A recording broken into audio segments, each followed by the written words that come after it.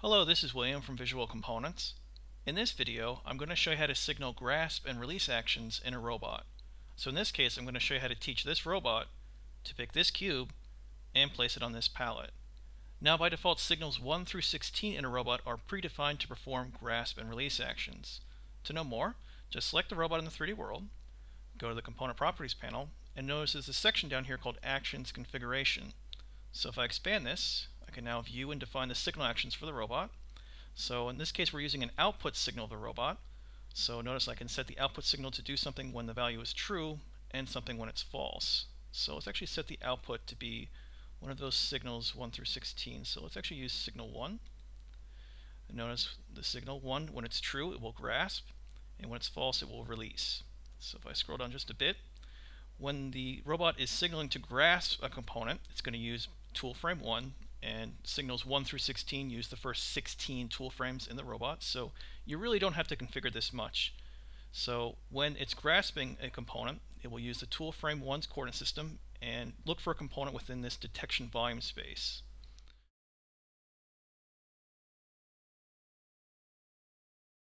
Now if you're going to release a component, it will just release the component in the Z or the Z-axis direction of the tool frame, and it will either release it to the 3D world, another component, or a component container. It depends.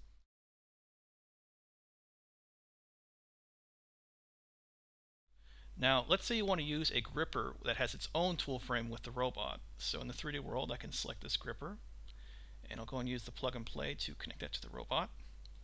And let's now go to the Program tab. And let's go ahead and turn on the tool frames. So let me actually first select the robot. So I'll use the jog command here. Click the robot to select its executor, like so. And let's actually, there's the program editor. Now if I want to view the tool frames in the 3D world, let's actually turn those on. So in the 3D world toolbar, I'll set frame types and select the robot tools checkbox. And here are the tool frames. So let's actually zoom in just a bit on those.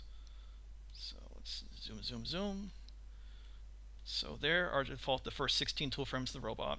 So notice what happens if the robot's going to grasp something and I'm using this tool frame here in the gripper, there's obviously a distance problem. Now instead of mapping this tool frame from the gripper to a signal action in the robot, I can just use tool 1 and just translate it to the same location as this gripper's tool frame. So to do that, I'll go to the jog panel, and now I'll go and set the tool of the robot to be tool 1. And now to select this tool frame in the 3D world, I'll go and use this gear icon here to select it. So I'll click that, and now tool 1 is selected. But you can also use this drop-down menu here in the tool properties to select either a tool frame or a base frame in the robot. So I'm using tool 1, and what I'll do now is I'll translate or snap tool 1 to be the same location as double tool 1. So in this case, I'll use the snap command. So in the tools group, I'll click snap, and the tool snap action pane, I'll go and set the position and the orientation. And I'm going to be snapping to a frame or a coordinate system in the 3D world, so I'll set the snap type to frame. And now when I preview in the 3D world, I move the pointer over that double tool 1 frame. Notice I get an indication that it's going to snap there. I pick that, and yep, now there's tool frame 1. Let's actually check the tool's orientation. So actually we'll change the coordinate system here in the tool properties panel to be object. And yep, notice that Z-axis is pointing downwards, so that's what you want to use. Alright, let's now teach the robot to pick that cube and place it on the pallet. So let's go back to the jog panel, and I need to use base 1, and let's say we want to use our gripper tool, so I'll just set this to be double tool 1. Now let's go ahead and snap the robot to that top face there of the cube, so I'll use the snap command again, and we're going to use edge and face. So notice when I preview the top face of the cube, I get an indication of where that gripper is going to snap to. So it's going to snap right there, so that looks good, so I'll just click, and I now just taught the robot to go to that location. So let's now add some positions. So I'll make that a linear motion, and let's go and move the robot up just a bit to be its approach position and its retract position. So that looks about right there. So let's create another linear motion, and the robot's going to approach that position, so let's make that a point-to-point motion to use its joint values. And let's make that approach position the first statement in the robot program. So I'll just drag that position 3 up to the top of the main routine. So it'll first go to position 3, go down to pick the cube, and once it picks, it'll go up. But I need to signal an action before the robot goes up to that position 2. So I'll select position 1, and now I need to set the value of a port in the robot, so I'll use a set binary output statement, add that to the main routine, and now I need to configure this statement to use the right port. So right now it's using port 0, but that's not mapped to anything in the robot. So what I'll do is I'll select this statement, go to the statement properties panel, and the port I'm going to use is 1, and I want the value to be true, so when signal 1 is true it will grasp, when it's false it will release. So now let's see how this works out. So I'll reset the simulation, run it again, the robot goes into strike. Come on baby, pick that cube. Come on, yeah, it's picking the cube. Alright, so now the robot has grasped the part, and now we need to move this cube all the way over here to the pallet. So using the move tool that you can have access to when using the jog command, just go ahead and use this manipulator here to move the arrow there. And let's go and snap the cube down here. So actually we'll teach this as the approach position. So in the program editor panel, I'll add another point-to-point motion statement. And notice it inserted the statement after my grasp action, so I'll just drag point 4 down to the bottom. What you could also do is you could just add another sequence if you wanted to the program. But in this case, I'll just keep it simple by using the main routine. So the robot, after it picks the part, goes to position 4, and now it needs to go down here. So let's actually just snap that corner of the cube down to here. So let's get a better view of it. Zoom in.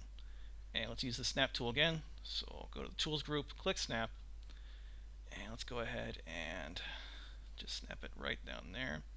And in this case it's a bit confusing, so what I'll do is I'll actually cancel out of the snap command, and I'll just use the align command. So in the tools group I'll click align, and now this allows me to pick a source geometry and where I want to snap it to. So in this case let's use not the corner, let's actually use the top face here. So in the snap type I'll change that to edge face, and now let's preview the bottom of the cube right there. And now where do I want to snap that? I want to snap it right there to that face center of the pallet. So now if I click there, yep, now I just taught the robot to place the cube on the top face of the pallet. Let's add the right statements. So in the program editor panel, I'll make the linear motion to move down to place the cube. And now I need to set the output value to be false. So for my set output statement, remember we're using port 1, and we're going to set it to be output value of false, so I will not check this box here. Let's now move the robot back up to 0.5, so I'll select 0.4 here in the program editor panel, and I'll add another linear motion statement, and I'll just reposition 0.6 to be after I release the cube. So the robot will go to position 4, move down to place the cube, release the cube to the pallet, and move back up. So let's reset the simulation, and let's see how the magic turns out. So let's run the simulation.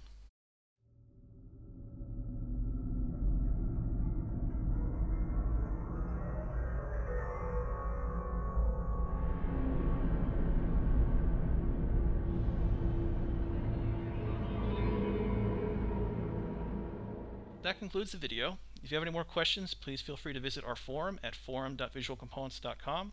And as always, have a wonderful day.